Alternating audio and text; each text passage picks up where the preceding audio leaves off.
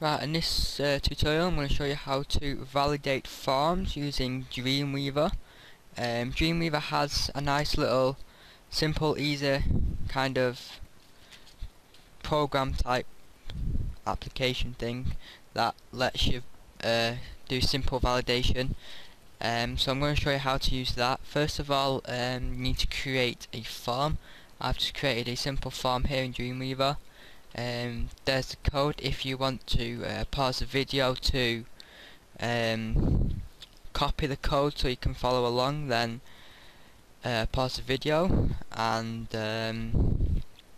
play it when you've finished it.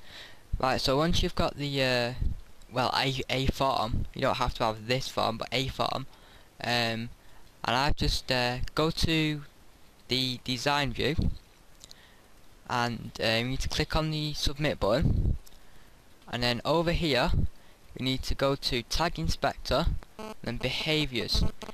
If this isn't here, you can go to window and make sure behaviors is ticked.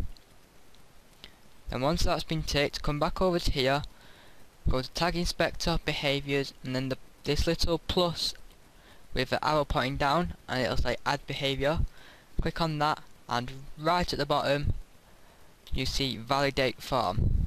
Click on that and you'll see this little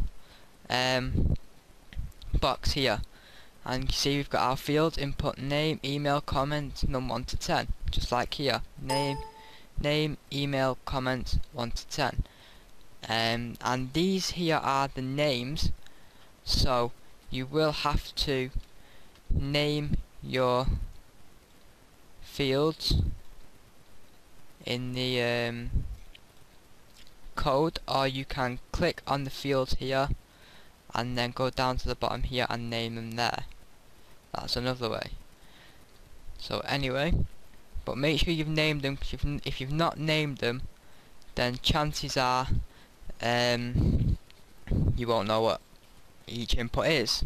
It'll say unidentified, I think, or something like that. Right, so name, we want that to be required, and accept anything because it's a name, really, isn't it? Email address, we want that to be required, and we want that to accept an email address. Comments,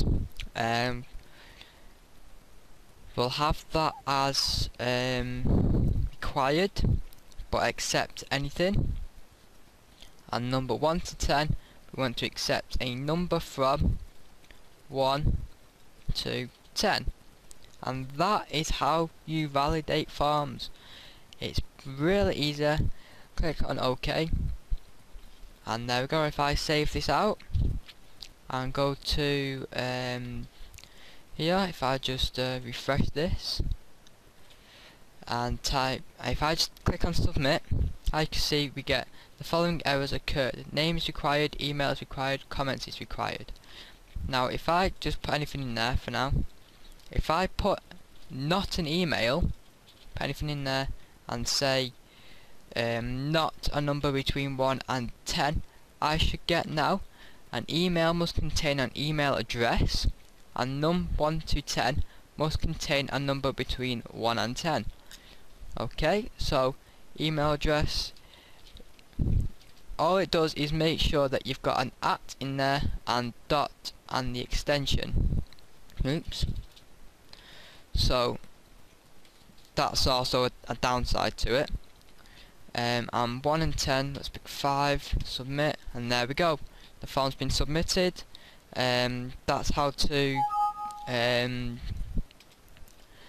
validate forms. So thanks for watching, and I'll see you in another tutorial.